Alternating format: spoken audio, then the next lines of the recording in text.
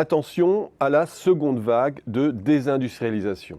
En disant cela, je ne suis pas en train de lancer l'alerte sur les bastions sur lesquels l'économie française s'est recentrée. L'aéronautique, le spatial, l'automobile, le luxe, la pharmacie, les boissons, etc.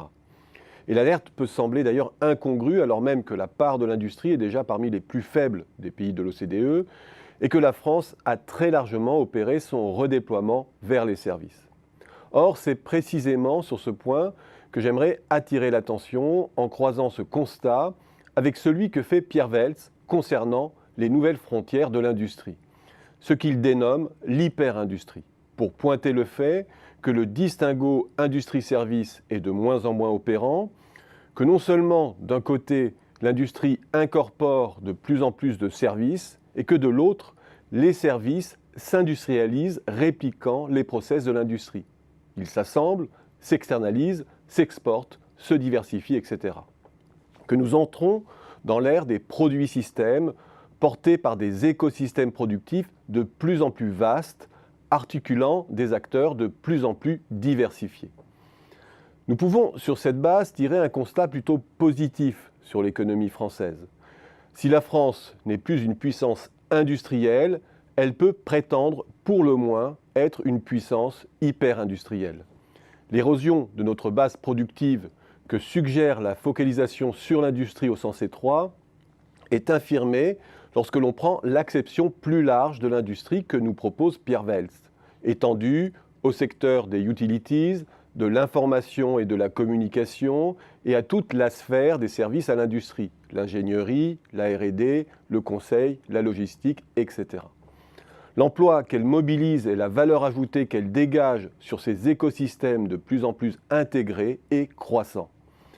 Et dès à présent, la France exporte plus de services que de biens dès lors que l'on présente le commerce extérieur sous l'angle de la valeur ajoutée incorporée dans les produits qu'elle exporte. Et ce repositionnement hyper-industriel français est encore plus manifeste lorsque l'on ajoute à nos exportations le chiffre d'affaires produit par nos filiales implantées à l'étranger. Ce prisme permet de mettre en avant d'autres positionnements stratégiques pour penser la compétitivité française. Le commerce de détail, l'hébergement et la restauration, les activités scientifiques, l'ingénierie, le conseil, la programmation informatique, la communication, l'assurance. Autant de points forts de l'économie française qui compensent pour partie nos pertes industrielles. C'est donc comme une nation spécialisée dans les services et exportatrice de services qu'il faut regarder la France et affiner le diagnostic sur sa compétitivité.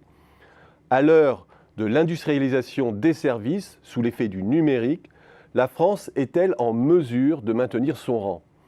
C'est une question vitale, plus encore que celle obsessionnelle de la compétitivité de notre industrie. Et c'est là qu'il faut s'inquiéter sans doute de la dégradation brutale du solde des services que pointe notre balance des paiements depuis 2014.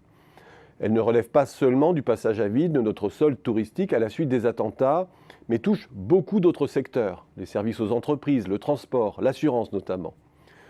Si l'on ajoute à cela les positionnements que j'ai mentionnés plus haut, ces secteurs ont tous un point commun. Ils sont surexposés à la grande transformation numérique qui bouleverse les modèles d'affaires, et notamment à la menace de captation hégémonique de la valeur par les GAFAM. C'est cette industrialisation-là qu'il nous faut gagner à l'heure de l'hyper-industrialisation des services, au risque d'être submergés par une nouvelle vague de régression de l'industrie. Or, sur ce terrain, ni les lois travail, ni la rhétorique de l'agilité, ni les démonstrations de la French Tech au Las Vegas Consumer Show ne sont à la mesure de la menace. À l'heure où le digital rebâtit les grands écosystèmes de la mobilité, de la santé, du loisir, de la sécurité, de l'éducation, etc., ce sont les armes lourdes de la politique industrielle auxquelles il faut sans doute songer. La France se retrouve au fond dans les mêmes problématiques de rattrapage que celles qui ont prévalu après-guerre, qui nécessitent de l'argent public dédié aux grands investissements et des barrières tarifaires et non tarifaires pour protéger les industries naissantes.